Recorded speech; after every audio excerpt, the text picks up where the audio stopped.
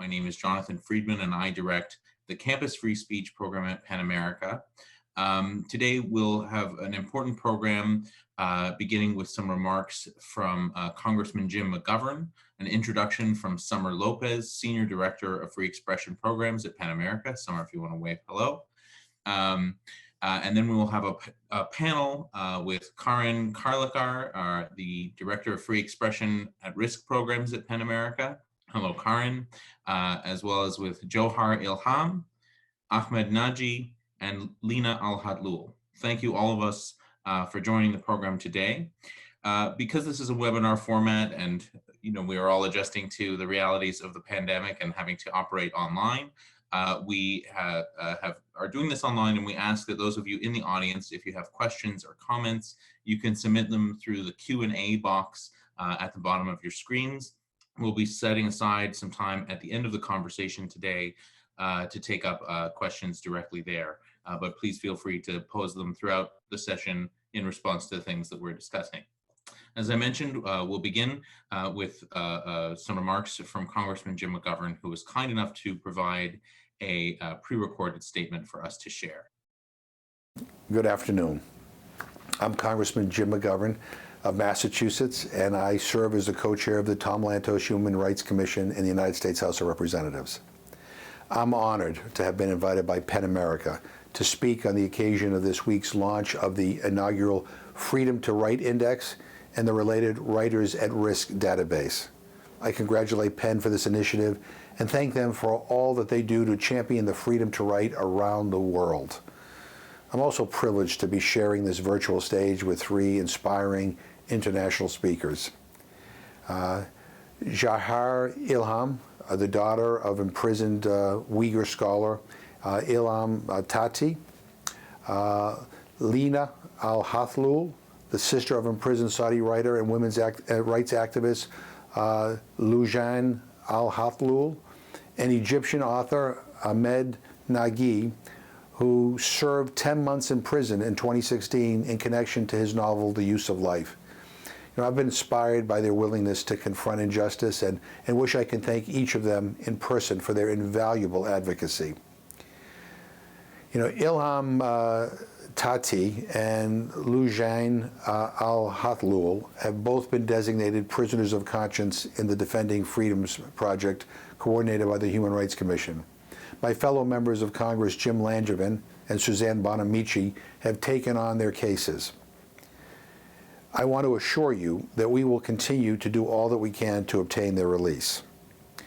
As you will hear today, the 2019 Freedom to Write Index provides a count of the writers, academics, and public intellectuals who were held in prison or detention during 2019 because of their writing or for otherwise exercising their freedom of expression.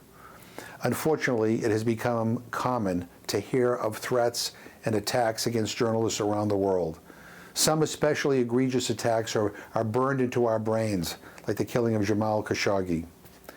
But as you will hear today, the Freedom to Write Index looks beyond journalists at what is happening to writers of literature and poetry and to academics and intellectuals. What PEN has found is that at least 238 creative writers, academics, and intellectuals around the world were detained in connection to their work last year. Those unjustly detained include poets, scholars, songwriters, and translators. The imprisonments and the detentions occurred in 34 countries, with the majority taking place in just 3, China, Saudi Arabia, and Turkey. No surprise there, I'm sorry to say. This new index provides us with yet more evidence of the growing trend of government leaders seeking to clamp down on independent voices and fact-based writing and to control the narrative of the past and present. These are authoritarian leaders who are deathly afraid of people who can think for themselves. A couple of patterns stand out. More than half of those detained faced supposed national security-related charges. Many of those targeted by governments were members of minority ethnic groups like the Uyghurs in China or the Kurds in Turkey. Nearly half of those detained in China are being held in Xinjiang. Most of those detained were men, but of the women, a disproportionate number were advocates for women's rights, like Loujain. Most of the governments guilty of detaining writers and intellectuals are authoritarian. But India, a major democracy, was one of the top 10 jailers of writers and intellectuals in 2019. And other democracies such as Spain, Sri Lanka, Israel, and Cameroon also made the list. Even when people are released, the intimidation often continues in ways that limit their lives and creative freedom. I think at this point we are all aware that we are facing a global retrenchment on human rights and fundamental freedoms. Authoritarianism seems to be having a heyday in many countries. Many notorious authoritarian leaders have been taking advantage of the COVID-19 pandemic to grab even more power. The value of the Freedom to Write Index is that it gives us one more informational tool we can use to fight back. There are books and essays and poems and paintings that have moved me and changed my life. There is nothing so wonderful and transformative as creativity and conscience. We must not allow these quintessential expressions of humanity to be snuffed out. You can count on me to join you in calling on the governments to protect writers and intellectuals and to free those who are imprisoned. And let's also support them by reading their work. Thank you. Our thanks go to Congressman McGovern for those important remarks. I'd now like to turn to Summer Lopez to provide additional context on some of the background of the Freedom to Write Index. Thank you, John. And we are so grateful to Congressman McGovern for sharing that wonderful message. He truly articulated so well why PEN America took on this project and why it matters. And we thank him and the Lantos Commission as well for their commitment to human rights and the defense of persecuted individuals around the world. We're honored to have his participation today. And of course, we're also so honored to have Johar shortly. I want to say welcome to everyone, wherever you're joining us from. Thank you for being here to mark the launch of PEN America's inaugural Freedom to Write Index. As Congressman McGovern said, this is our first ever count of writers and public intellectuals held in prison or detention for their writing or for otherwise exercising their freedom of expression. And alongside the index, we've also launched a new searchable database of writers at risk, which contains the details of each of the writers in the index, along with hundreds of other cases of writers and artists and journalists and intellectuals under threat around the world. I want to say first how grateful we are to the John Templeton Foundation for its generous support of both the Freedom to Write Index and the Writers at Risk database. And our thanks also go to our colleagues at PEN International and in the entire PEN Global Network, whose extensively researched case list contributed significantly to these new resources. The project would not have been possible without their collaboration or the support of the Templeton Foundation, so thank you. PEN America stands at the intersection of literature and human rights to protect free expression in the United States and worldwide. We champion the freedom to write, recognizing the power of words to transform the world. And we are one of more than 100 centers worldwide that make up the global PEN network. And advocating on behalf of writers under threat around the world, and particularly those in prison, is really the bedrock of our advocacy work. So the development of this index is a project we've long wanted to undertake, to have a count of the number of writers and intellectuals held in prison that could serve as a complement to existing data sets and indices about journalists and press freedom, and to help add to our collective understanding of the range of threats to free expression that we're seeing globally. Because as Congressman McGovern noted, those threats are increasing, and yet persecuted writers and artists and intellectuals don't always draw the attention that journalists and human rights defenders might. But there's definitely reasons why those groups are also targeted. When they're able to express themselves freely, writers and intellectuals can bear witness to injustice, inspire empathy, spark the imagination, and challenge orthodoxies. They can also pierce the cults of personality or aura of invincibility and inevitability on which so many autocrats rely, falsehoods on which autocracies inherently rest. And we discuss in the report that people are often targeted for challenging the narrative perpetuated by a regime. And through creative work in particular, writers offer people a vision of what might be possible, a path to imagining a different world. That is the power of the written word, and it's precisely what PEN America was founded both to celebrate and to defend. So it's our intent that this index helps shine a light on what it means when the voices of writers and public intellectuals are silenced, and that it inspires people to be a part of the fight to defend those who are persecuted for exercising freedom of expression. Because the other thing we know is that advocacy to free those unjustly behind bars does work. Even in some of the most intractable cases, there is reason for hope. In 2017, we gave our PEN Barbie Freedom to Write Award, which is given each year to a writer in prison, to Oleg Sentsov, a Ukrainian writer and filmmaker who was imprisoned in Russia for speaking out against the Russian occupation of his native Crimea. And we knew his case was a tough one. Putin probably not very likely to bend on it. But along with many other organizations around the world, we worked very hard to ensure that his name stayed in the news and that his continued imprisonment remained a thorn in Putin's side. Last September, Oleg walked free as part of a prisoner exchange. And in January, he walked into our office in New York City and told us about what that advocacy meant to him and how important it was to keep it up for others who are still not free. Right now, we all stand in a deeply uncertain moment, looking towards a future that few of us can really fully envision or imagine. And that makes the voices of writers and public intellectuals more important than ever. So that's why we at PEN America will keep fighting. And we're so grateful for all of you being with us today and look forward to this continued discussion. So I will hand back over to John and to our wonderful panel, and I will rejoin you for the Q&A in a bit as well. Thanks so much, Summer. So we're going to turn now to a panel discussion, and we're going to ask a few questions of each of the panelists. And I just want to again reiterate how grateful we are to have each of you joining us today to be talking about these important issues. We're going to start with Karin, just to give us some insight into some of the key findings from the index. Karin, do you want to talk a little bit about just what are the big takeaways here in our first count of this, looking at 2019?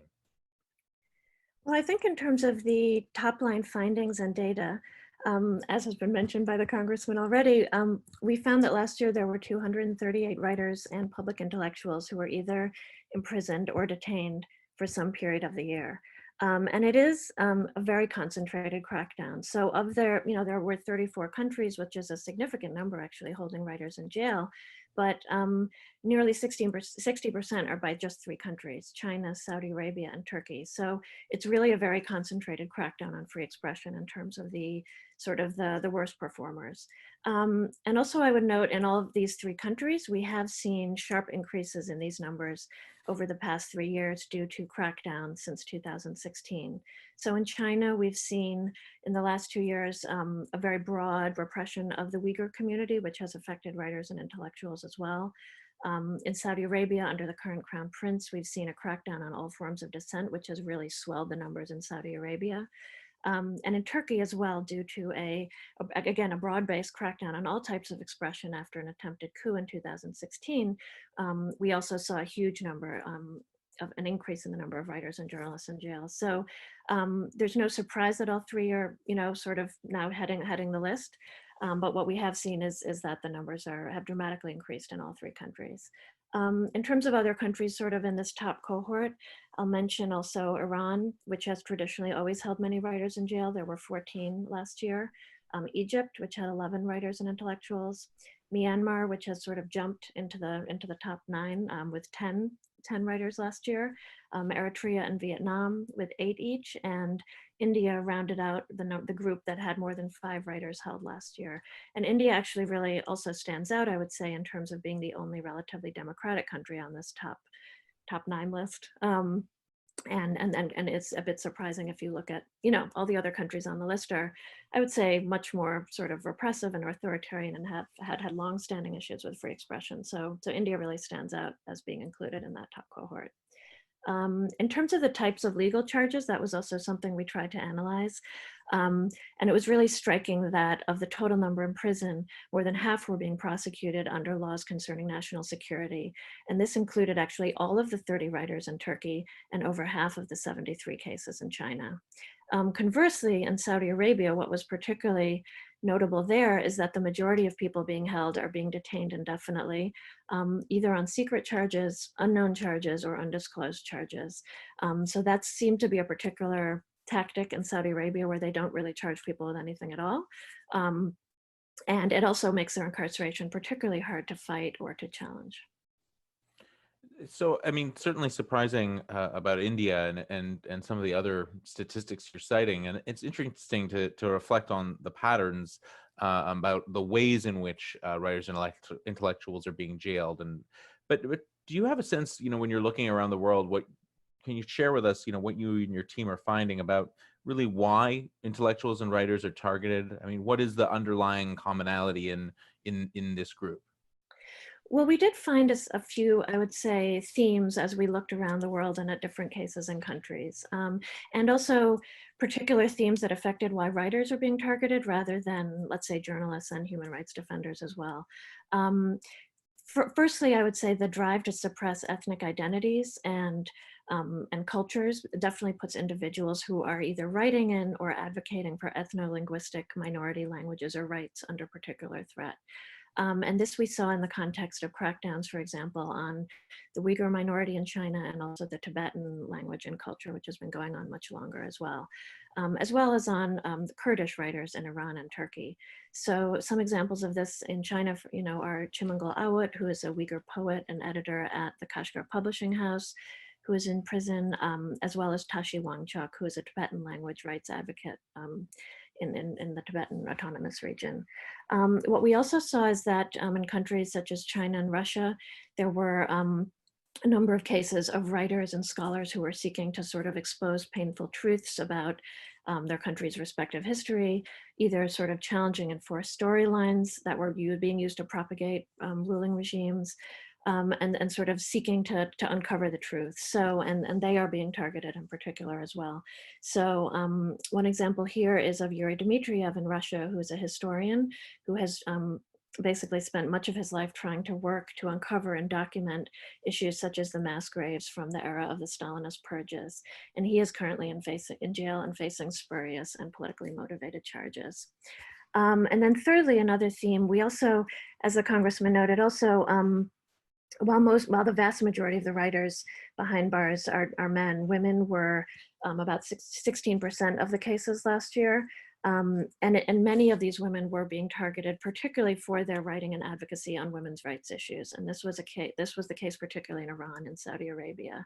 So one case from Iran I'd like to point out is Golrokh Ebrahimi Ire, who is currently in prison, has been in and out of prison, but was rearrested in 2019. And her crime was writing a short fictional story about stoning. And for that, she is been sentenced to another jail term and is facing very harsh treatment in prison. So for sure, in terms of women in these two countries, we saw that, advocacy on behalf of women's rights and for expanding women's voices even was a particular cause for repression or imprisonment. Now the stories, they're just, it's so appalling, and the reasons for which people are imprisoned, so jarring. I guess, one thing that occurs to me, I'm curious to ask you, as someone who's been working in this realm for so many years, I mean, now that you have a count, now that you've looked around the world and you're keeping track in this formal way of all of these cases, is there anything surprising here when you're looking around the world? Well, one thing that really stood out to me, and I think maybe what will to other people as well, is just sort of the number of creative and literary types of expression that are also, seen as a threat to government and are cause for putting writers behind bars. I mean, for me, I've worked on press freedom for much of my life, and it's a lot easier to understand why journalists who are, let's say, investigating corruption or sensitive political issues might be targeted, or that authoritarian regimes might be threatened by activists, for example, who are exposing human rights abuses. So for me, the number of cases of poets or singer and songwriters that were also being targeted and detained was notable. But poetry and song can be incredibly subversive and radical, and is clearly being seen as a threat in a number of countries. So for example, there are a number of singers in sub-Saharan Africa, in countries such as Cameroon and Uganda, who have been targeted. Galal El-Bahari, who I think we'll hear more about from Ahmed, an Egyptian poet and songwriter, is serving a sentence basically for penning the lyrics to a song. And in Myanmar, 6 members of the Peacock Generation, which is a satirical poetry troupe, are currently behind bars for a slam poetry performance. So this, I think, is something we've seen actually in the last few years, is more types of creative expression being prosecuted, and has surely cause for concern as sort of the crackdown on press freedom and free expression expands out to many of these other creative realms. Yeah, I mean, it's shocking really to think that kind of everyday acts of creative expression like the ones that you're describing could land people in jail just because they're critical of the government or they present ways of imagining the world otherwise. Karin, I'm going to come back to you in a few minutes with another question, but I wanted to just turn to some of the other panelists to hear some of their stories from around the world as well. We're going to start with you, Ahmed. Your prosecution in Egypt was one of the first times there, I understand, that someone was jailed for engaging simply in creative expression as opposed to journalism or human rights. I was wondering if you could tell us a little bit more about your case, why you were jailed, and some of the other recent cases that you've been seeing there since you've been released. Thank you, Johnson, and thank you, Ben America, for including me in this debate. It was such interesting and important, guys. Well, for your question, Johnson, I believe, well, in my case, it was in 2016, and this was like 2 years after President Sisi becomes a president of the United States, of Egypt, and he was basically taking control, and he was doing this through like becoming more austere on freedom of expression. So my case was the first case in this long path. Basically, I was accused of disturbing public morality and disturbing family values and so on. And when I was sentenced for 2 years, it was a huge shock because Egypt was just out of revolution, and people were believed that they are moving toward this better future and more freedom of expression. So the case was a huge shock back then. But what we discovered after, it was the first case in a long path. So until now, so from 2016 until now, and as you can see in Ben report, the number of cases in Egypt especially is rising up. And it's include other writers, poets, photographers, filmmakers, even like YouTubers and TikTok girls. One of the recent cases, they started like a huge crackdown on like young kids and girls who are using TikTok just to dance. Like imagine they arresting now like girls who are under 21, who are like 19 years old and 18 years old, and they don't do anything, like they just appear in TikTok or Instagram and dancing with the music. But the regime think that this it's a way to send a message for everyone, to spread fear in the society and to gain control and all like the media outlet. So basically now they are controlling the newspapers, they are controlling the TVs, and they are moving towards controlling the internet. And part of their strategy is like they are taking control of the big institute and also punishing anyone who could like just trying to say something different. Thank you for sharing, and I think it's really quite alarming when you think about what you're describing. You know, a kind of law around public morality being used to justify imprisonment of so many different kinds of creative and artistic artists engaged in different kinds of expression. I think I've also been always struck by, frankly, moved by your accounts of what it was like to be in connection with a world outside of prison that was advocating for your release. And you know, I wonder if you could just talk a little bit more about the impact of advocacy that it had on your behalf, how important it is for writers behind bars to know that they're not forgotten. I believe what Ben is doing and what all the activists and writers is doing around the world to ensuring like any kind of solidarity with writer and artist at risk or in the prison is a very important, especially not only in Egypt, but in the moments that we are living in. As Summer were saying, like during the pandemic, we are watching the government is using the pandemic condition to gain more power and to crack down the freedom of expression. And what is happening in Egypt is not separate from happening all over the world. We are witnessing like a rising of right wing. We are witnessing like even like fascist movement all over the world that is taking control of the states. And their biggest and first enemy is always freedom of expression. So basically we are in a position of defending ourselves. And part of defending ourselves is to ensure and support writer and artist at risk. It's very important because it's helped me, for example, personally, to get through the PTSD after the whole cases. Basically, the first step when you are in the prison, especially if you are a writer and or artist, you start to think like, does it worth it? Does it worth it what I wrote to be here? Sometimes you will start to regret. You could lose your belief in what you are doing. But when you hear that people all over the world and outside of the prison are thinking about you and supporting you, the reason of the prison, why the government put writer in the prison, is to make people forget about them. So when we remember those writers, we basically break the prison, break the wall of the prison. And for the writer, it gives him strength to survive.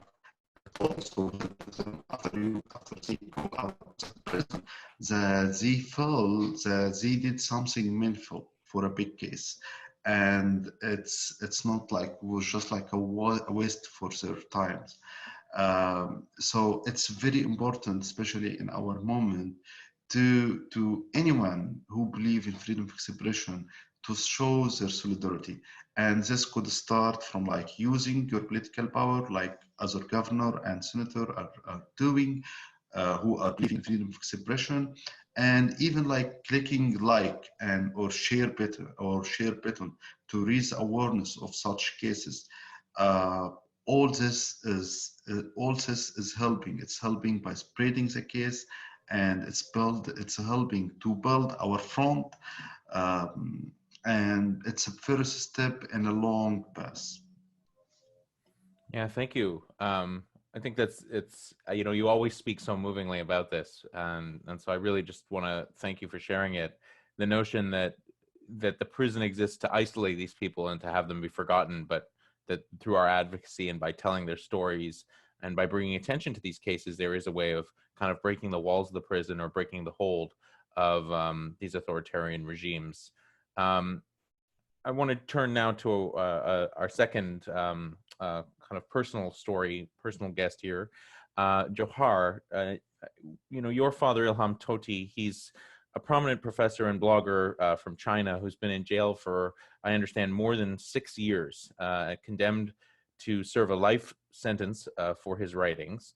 Would you be able to talk a little bit more in detail about his case and current conditions, telling us about what his imprisonment has meant for him and for you and your family, and what hope you see that advocacy and attention to his case might help win his release? Thank you, Jonathan. My father has been in prison for over 6 years far, and he was sentenced for separatism-related charges.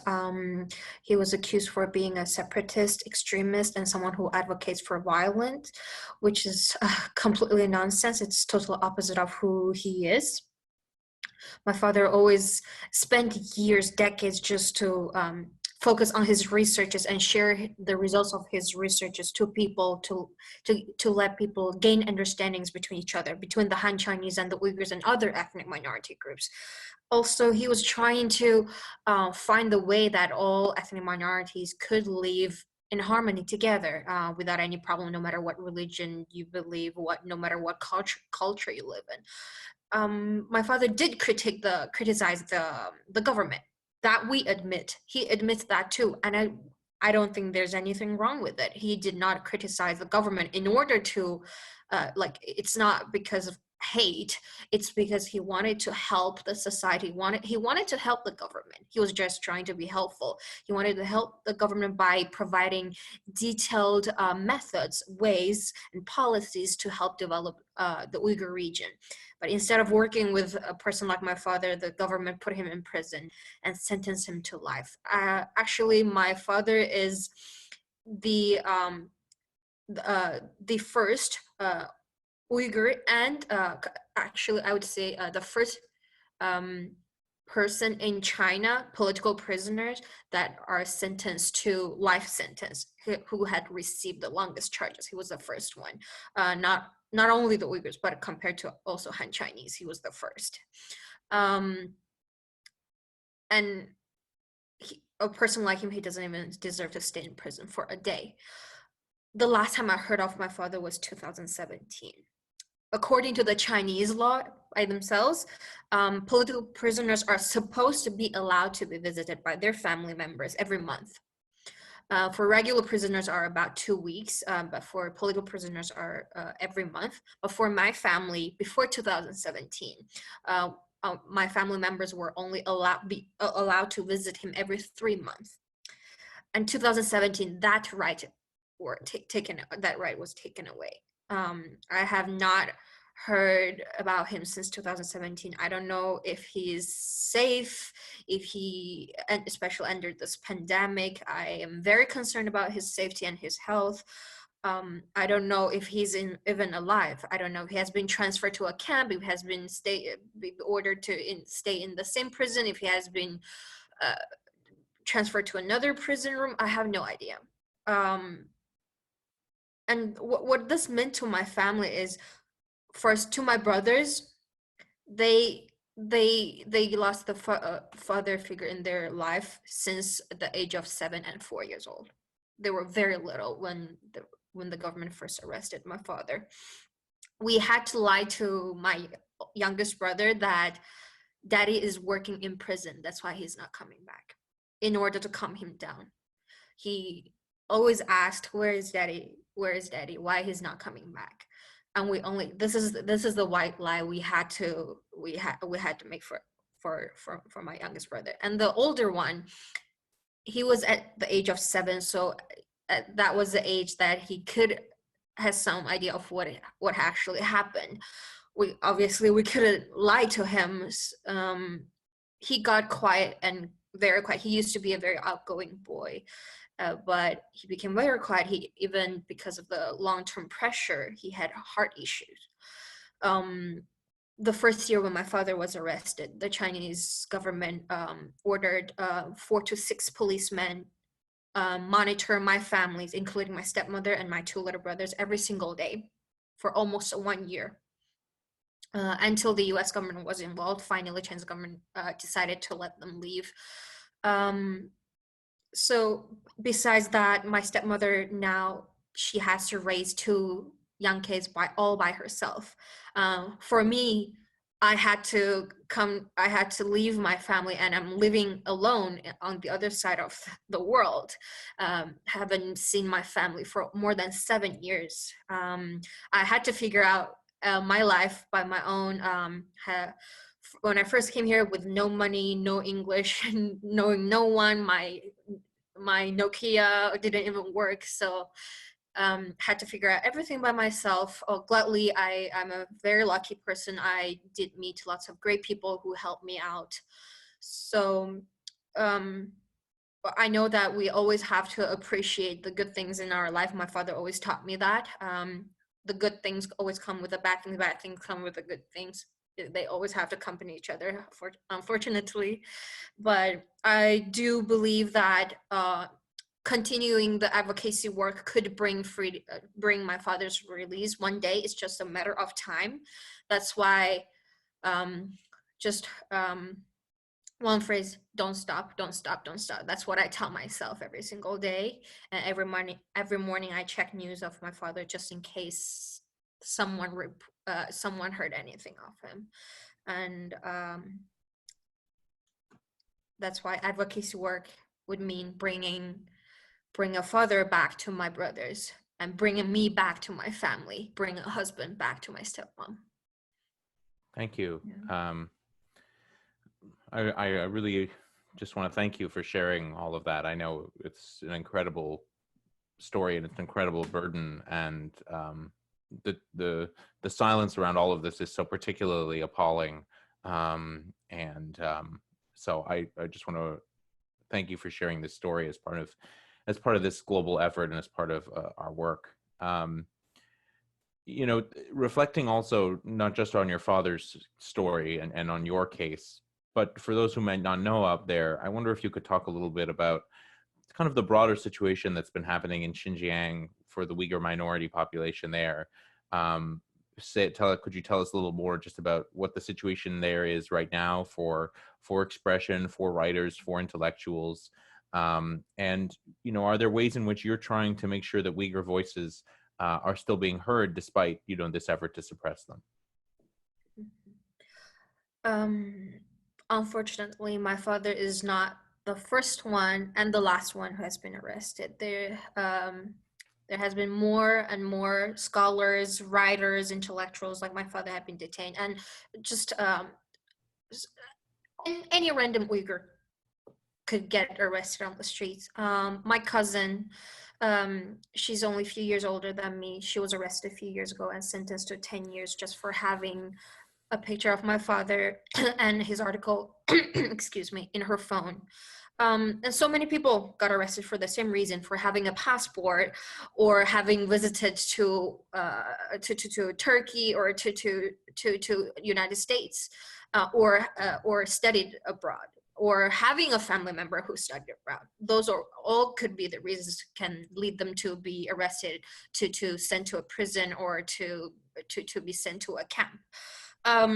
What do I mean by those camps? The Chinese government claimed those camps as so-called re-education centers, and those re-education centers are meant to teach them Chinese and teach them law, teach them skills that could help them find jobs, like putting sheets on the bed, washing sheets, stuff like that.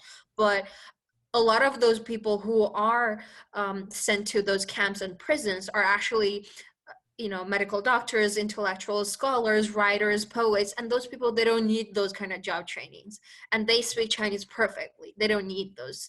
Let's say they don't have those any of those skills. They don't speak Chinese. Why do they have to be sent to those camps?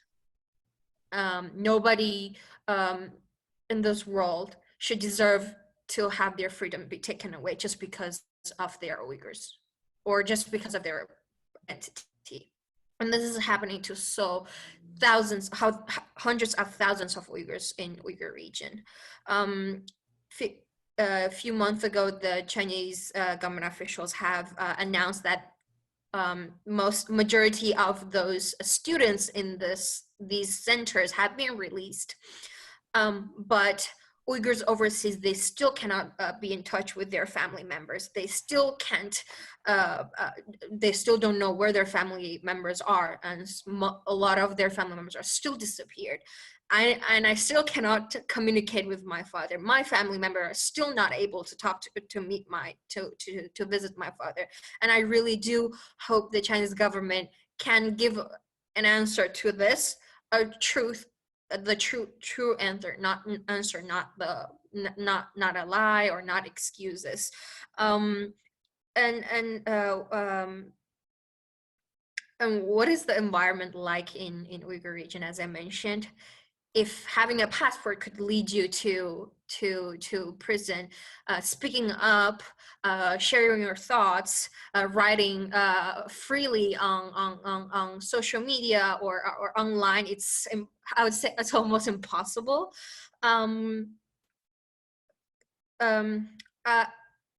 I haven't lived in China for 7 years because obviously I can't go back anymore.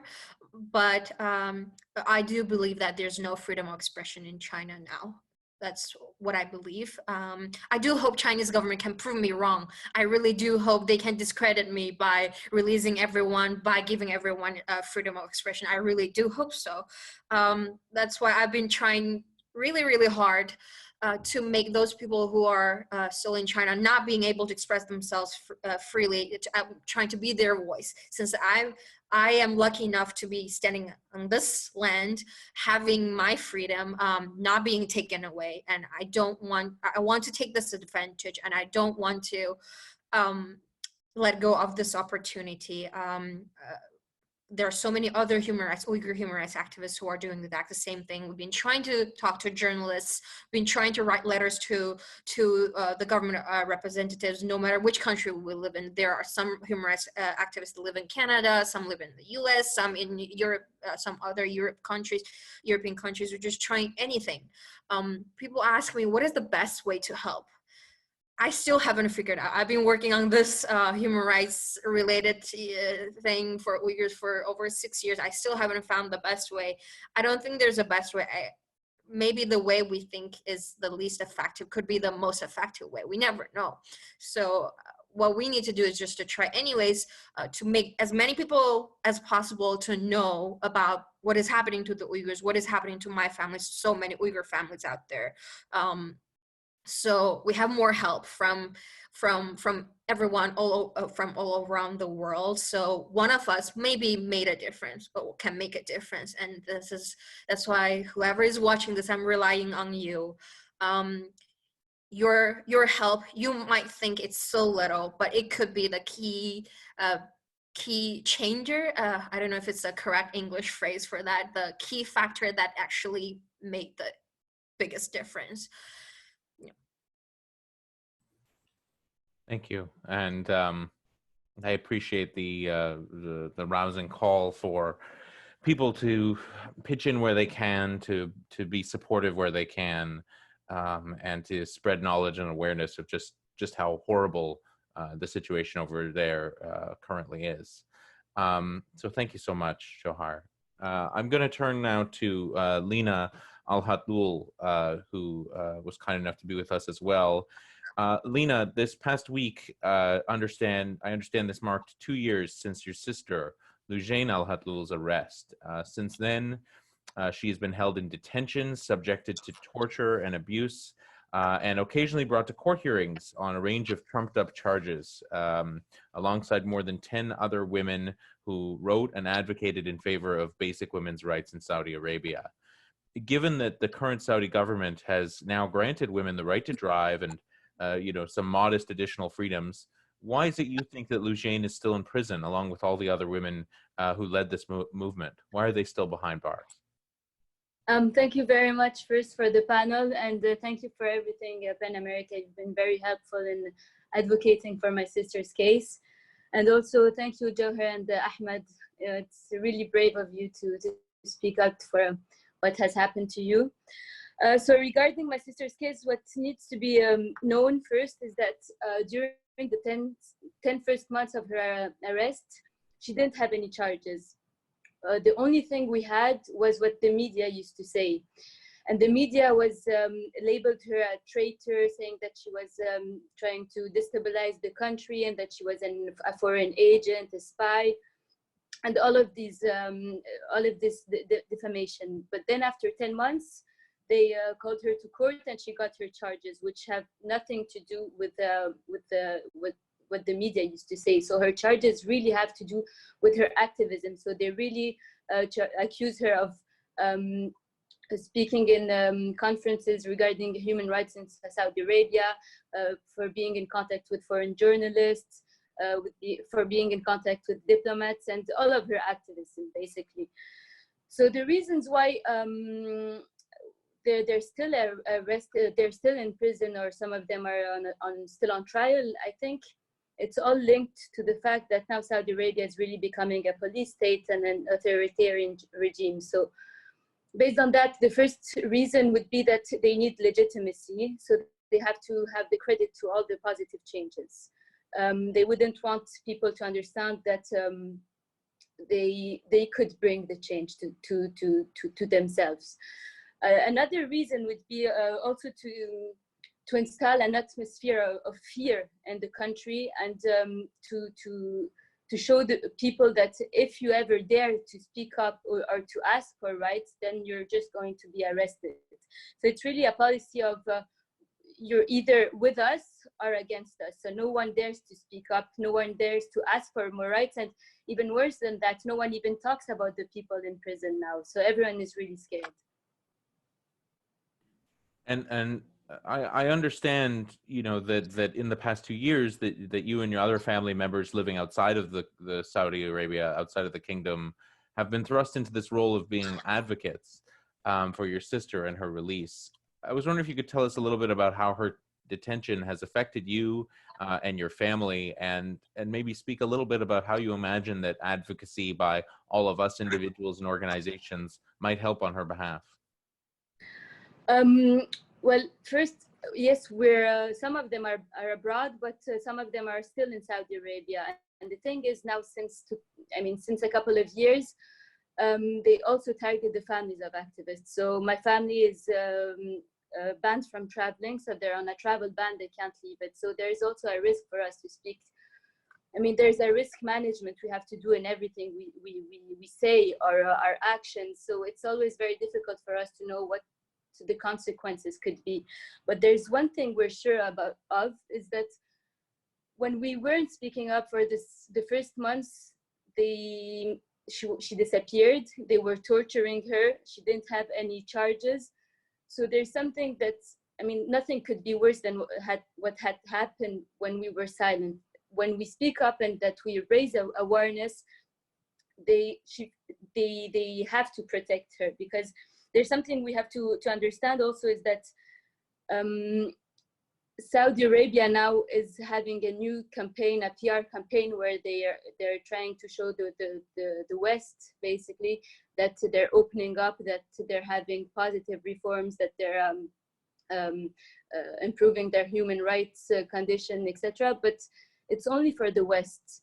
So the fact that we speak up and show that we won't believe them until these prisoners of conscience are released makes them change this, and they're more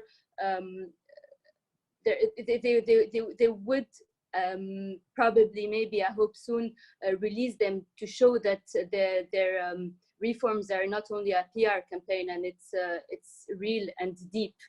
And so for things to change, I think we have to speak up. People have to ask their governments questions regarding their relations with Saudi Arabia. When they know that someone from their government is going there, they have to ask questions, say, okay, you're going there, but what about these people who are in prison? Why aren't you asking about them? We have to show them that we are not believing anything they're saying until all prisoners of conscience are free. Yeah, I think that's really important to think about in terms of, controlling the narrative, the efforts of the government to tell a story about what's happening in the country, and the almost counter narratives or underlying truths that stories like that of your sister and the other women's rights advocates there can disrupt. So I want to turn back now to Karin, just to ask you, reflecting on the index and reflecting on some of the stories that we've heard today, what gives you hope when you're looking at all these stories or when you're doing this work? I know there's a lot of negative stories and heartbreaking stories, honestly, and it affects not just the individuals and their families that are behind bars, but entire cultures, societies, and people who are deprived of the voices as well, as the individuals who are being deprived of their freedom and their individual rights. I mean, I would say that the thing that gave me hope, two things. One is that, when you look at sort of the numbers of the individuals that were in detention or behind bars last year, while 2/3 of them are still in state custody, 1/3 of them had been released by this year. Now, many of these free writers are facing continued challenges. So they have ongoing legal battles or are appealing convictions. They may have restrictions on their work or travel, and they may still be subjected to harassment from either the state or also non-state actors. So for sure, one can say that their freedom is conditional. But nevertheless, the fact that they have been released from prison and are able in some ways to continue their lives and work, either in their own countries or in exile, is for sure cause to celebrate, I think. And as Summer mentioned as well, for me, the fact that, to be able to meet a writer who has been behind bars, finally, after, sometimes many years of advocacy on their release and on their case is one of the most rewarding parts of the work. And having the chance to do that last year for several of the writers whose cases I'd worked on was, I would say, the high point of my year. And that basically gives me hope that, one day, hopefully very soon in the future, I will get to meet Ilham Tohti. I will get to meet Loujain Al-Hathloul in person, and many of the other cases that we've worked on. So that's the thing that gives me hope and keeps me going, and I think keeps many of my colleagues at Penn going as well. No, speaking as one of those colleagues, it is truly one of the most inspiring and meaningful, I think, parts of our work as an organization is the individual stories and the lives that we touch. And, I think it's really important to hold on to that hope, to the hope that I think all of us here have been talking about today, the hope and the power and the potential for advocacy to have an impact. We're going to turn to some questions from the audience in a minute. So if any of you would like to put some in the Q&A box at the bottom, you can now. I do have one final question from me for the panelists, and I would ask each of you maybe to answer this in the order in which you spoke today. But maybe you could talk just a little bit about, in the context of the production of this new Freedom to Write Index, how do you feel that a count and a report like this can help galvanize advocacy on behalf of imprisoned writers, your own stories and other stories around the world? Ahmed, we'll turn to you first. Hello again. Well, I was so impressed by the index when I went through. It's really a big achievement and a very interesting work. I think what we need now is first to build a front. And to build this front, what we need now is information. What we had before and what America had before, that if there is a case, they would issue a statement and then they would follow the case. But with the index, it gave you a sense that there is like a bigger strategy. It's informative. So basically, it's updated. You go there and you found the new cases, and it's updated and it's connected to the campaign that is supporting each cases. So it's a very important source for information for journalists. Even for me, I got to know about some cases that is in Egypt that I didn't know about from this index. So it's very helpful to give journalists and people more information about such cases. And then the next step, I believe, is it will help to create a database for the freedom of expression situation around the world. So we'll be able to develop a strategy, not only working case by case. So this is what I like about it. And this is a hope that I believe this index will be always updated and will be always a source for getting update and information about the case. And then we could think in another step. So thank you again, Karen, for amazing work. And thank you all people in team who were behind this index. Johar, anything to add? How does this index help galvanize advocacy and the cases of those like your father around the world?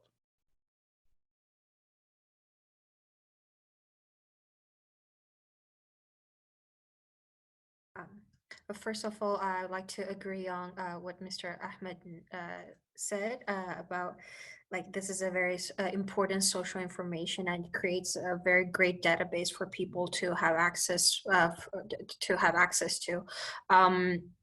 In order to do advocacy work, in order to do specific steps, we need to learn about the actual story. We need to learn about the actual cases, and this index actually help people with getting better understandings. Because without knowing who are you advocating for and what this case is about, you can't really provide any specific actions towards it. So I think it's a great way, and also I also learned about other people's cases. It's sad to know that it's happening all around the world, and I hope one day this index, this database can be updated, and the case will be going down and down and down. One day be zero. That would be our best goal to reach one day. And Lena, on the question of the index and how does tracking these stories help? What are your thoughts? Yeah, I think Johar and Ahmed were clear about this, but I also think that it's very important to have specific cases and to show the stories, but also when we have them all together, we understand that it's a global issue we have. And it's really important to see that when we read about all the different stories, I mean, we have China, we have Egypt and Saudi Arabia, we understand that there is a common link between all of them. And it's easier when we understand that it's a global issue to tackle it and to really be stronger together and to to raise awareness not only for a specific case, but on a global issue that that is touching basically the whole world. So yes, I think it's very important to have an index and to show specific cases in it. Thank you very much for that. Yeah, I agree with all of you, and I'm going to turn to the formal Q&A from the audience in a second and invite my colleague Summer Lopez to come back and join us for this ending conversation. But I'll just say in my work on US college campuses, you know, I'm often telling the stories as well of your cases and others. And I think the power of this database as an educational tool is quite significant. So I'm going to turn to the questions now that we've had from the audience, and again, invite others to enter some if they have. But I guess this first question goes to probably Karen.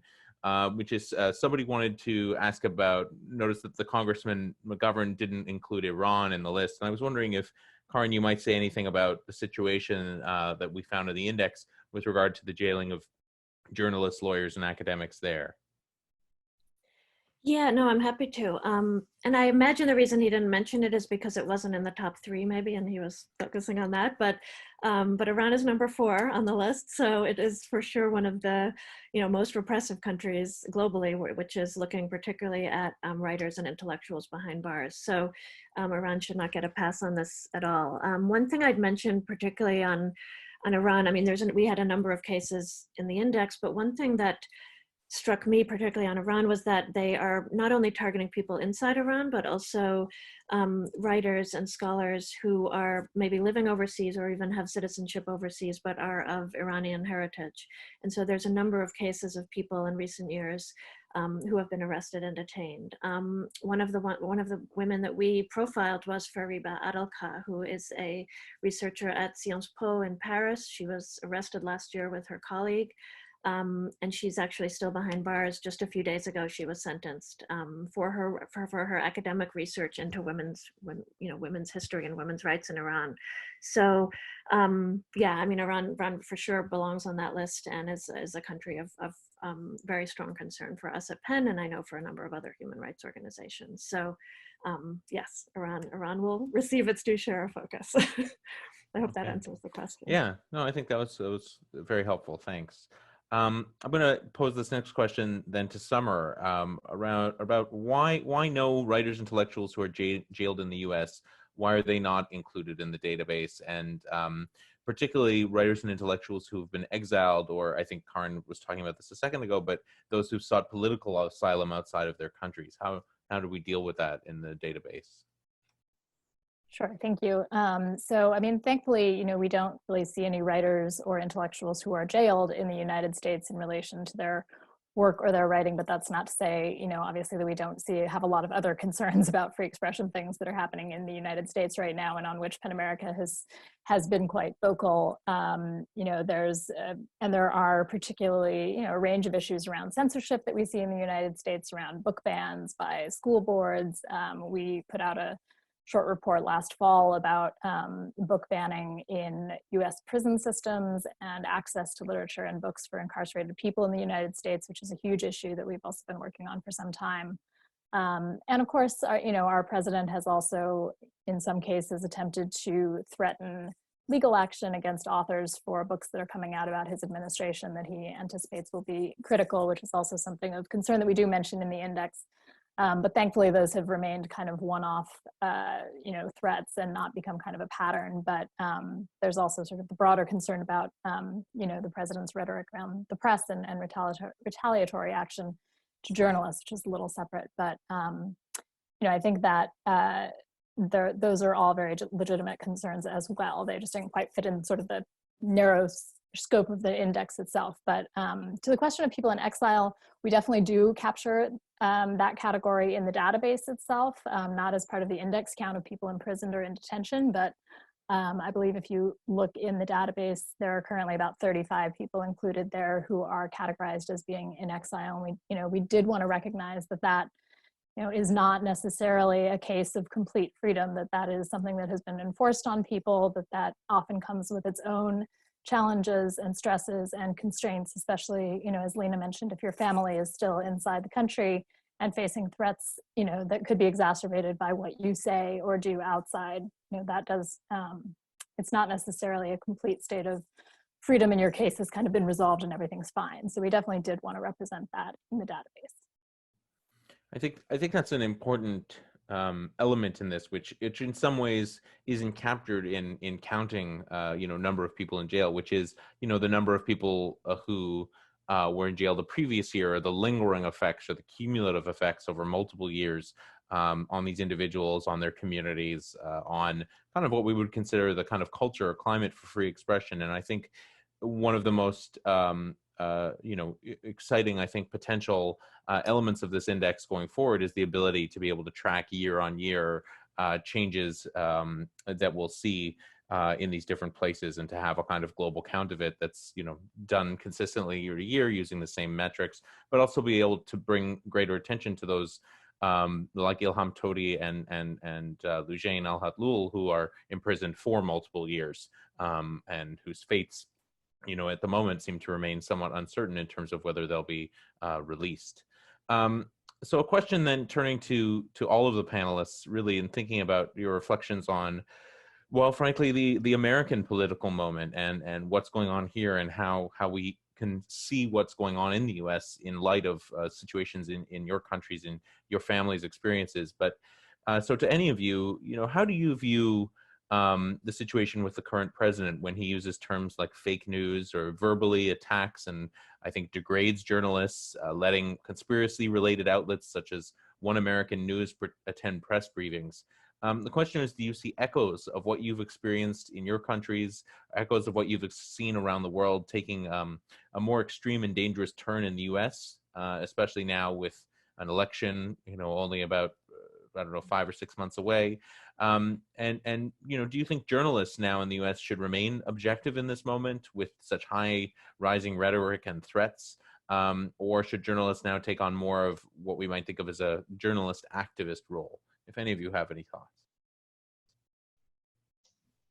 Hello.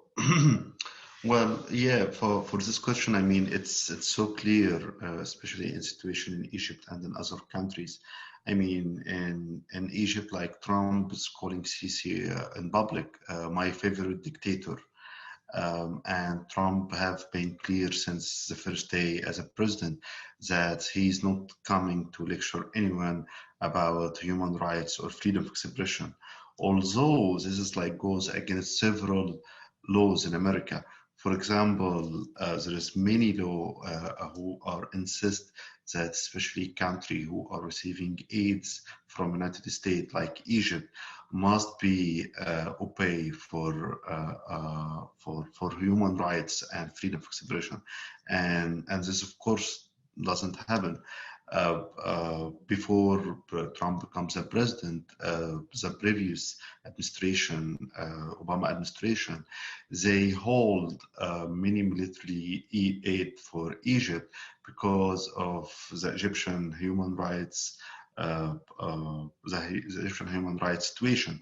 But then when Trump came to the power, he unhold all the military aid and he sent it back to Egypt.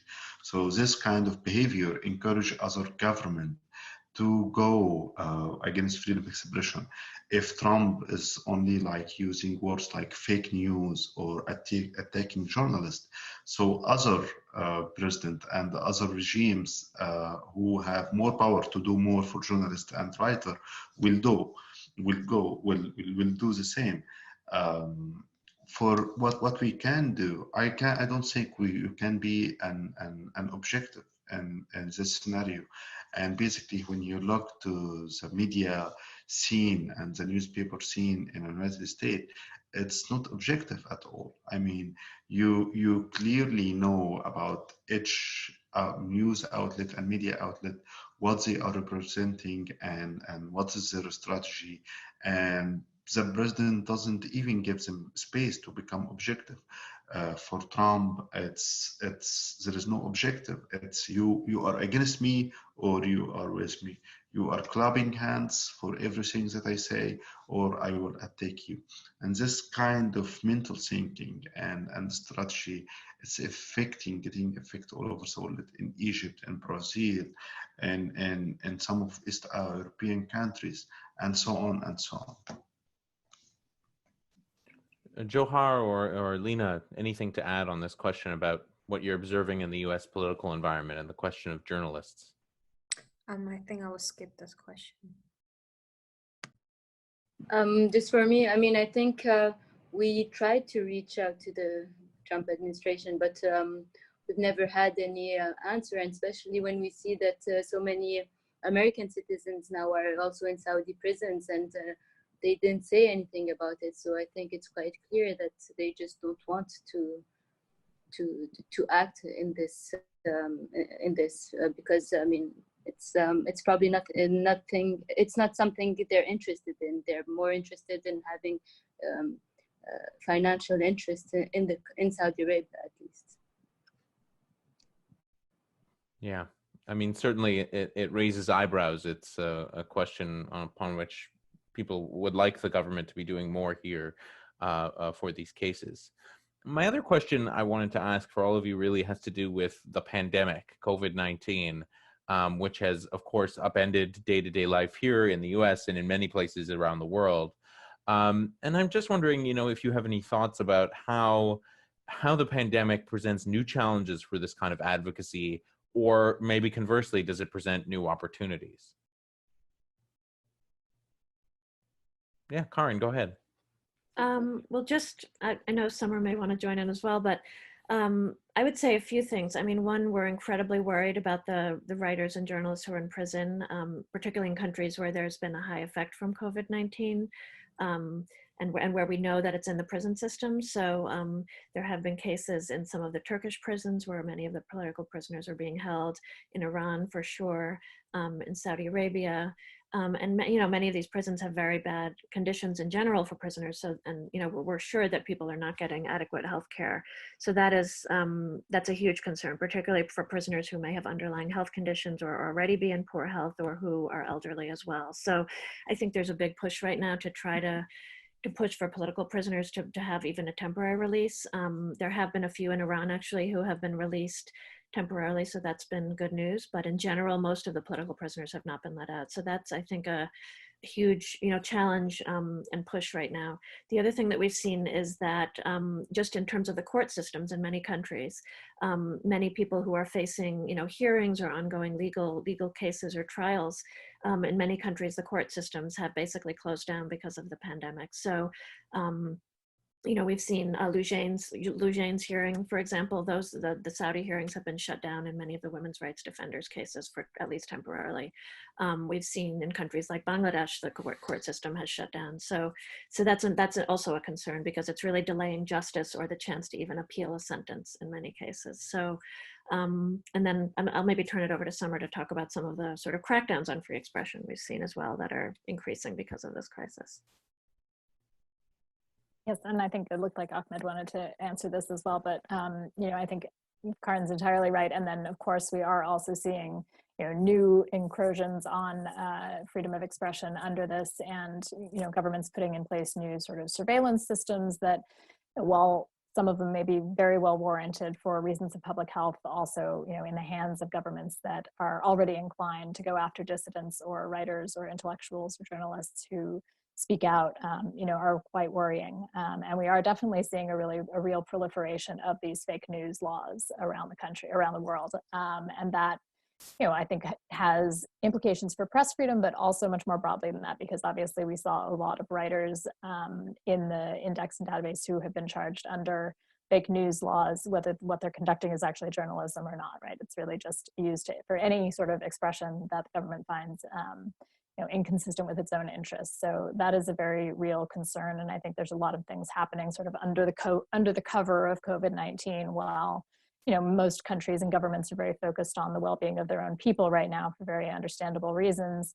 It's really important, it's part of why I think it's important for us to put this index out right at this moment, that we continue to pay attention to what's happening around the world and that we not kind of turn a blind eye to some of the things that authoritarian regimes in particular are putting into place in this moment.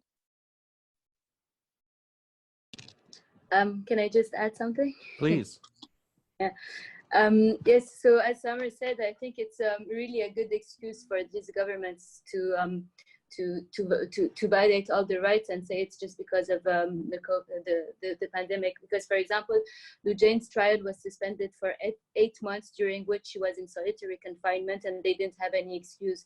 And then now they're suspending it again, but they have a good excuse, and they're saying it's because they can't continue because there's this pandemic. Also, for the visits, they canceled them at the beginning, so my parents they didn't see my sister for 2 months now.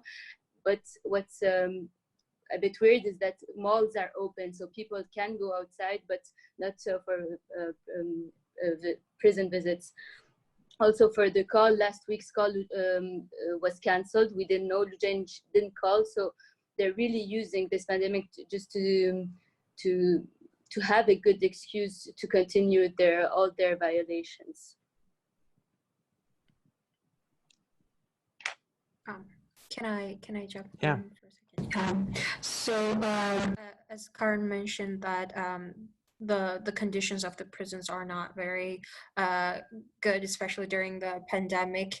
There were already, according to the Chinese state news, there were outbreaks in 3 provinces in prisons, which made me concerned about my father's safety in prison. There, just a few weeks before just 2 weeks before the lockdown in Wuhan, there were 13,000 people from Wuhan flew to the Uyghur region, and which I think it's very concerning. The Chinese government claimed that there were only 78 cases in the Uyghur region, but to be honest, I don't think it's true. I do hope that people can be safe under this pandemic, not only the Uyghurs, but also anyone, just anyone. I hope safety for everyone, and no matter what country they're in. But I am also afraid that this pandemic can be used as an excuse for the Chinese government to make some people disappear. They could be torturing certain people, or since we haven't heard news about lots of prisoners, political prisoners, they could later on they could use the excuse of pandemic to say, oh, this person was infected and he died because of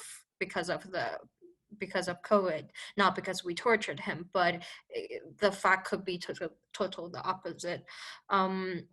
That's why I highly urge the Chinese government to increase the transparency of everything, can allow the CDC, can allow UN to send delegations to China, to those regions to investigate the actual situation and to help with the cases. Of course, well, everywhere people are suffering from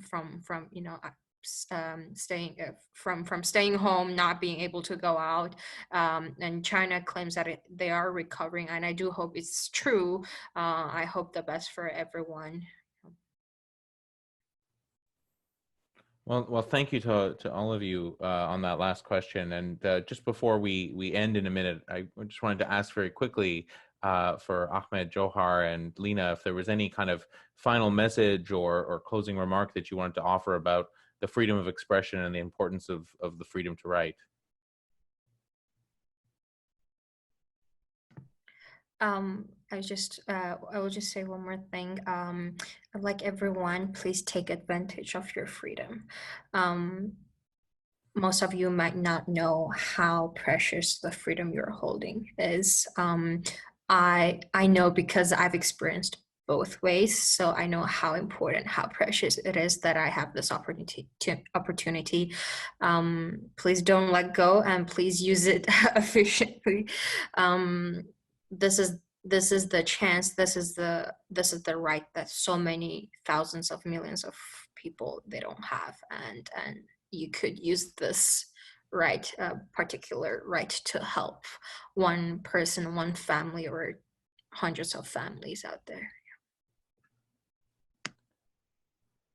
Ahmed?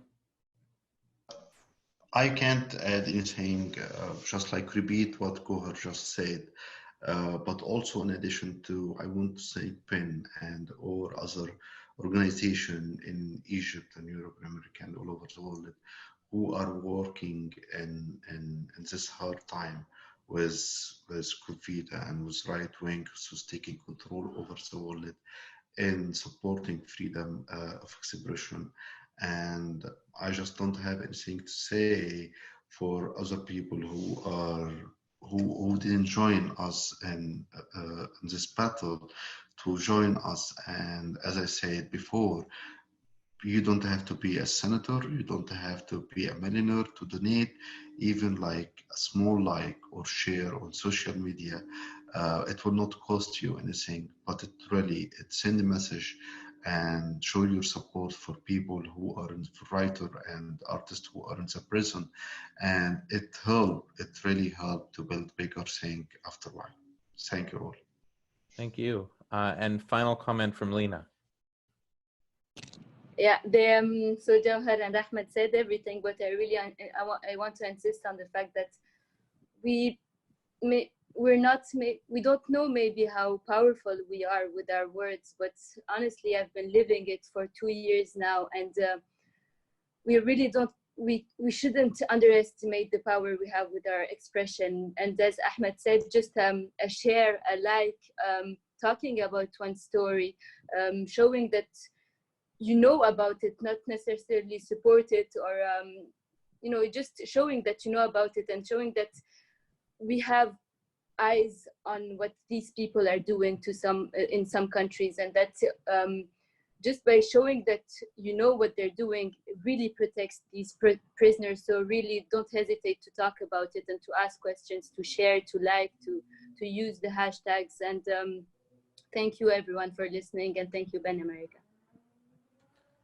Well, thank you. And thank you, all three of you, for joining this important conversation today. I have myself been, I feel revitalized in some ways from the opportunity to hear all three of you and all of your stories so personally and firsthand. So I just want to reiterate just our extreme thanks to all of you for your willingness to speak openly and speak freely about these issues.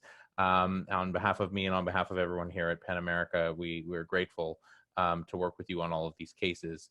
And for those of you in the audience, a final thank you to you as well for tuning in today.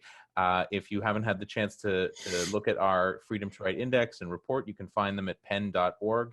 And otherwise, please stay tuned to our social channels for further programming from us in the virtual moment. Thanks so much, everyone. Take care.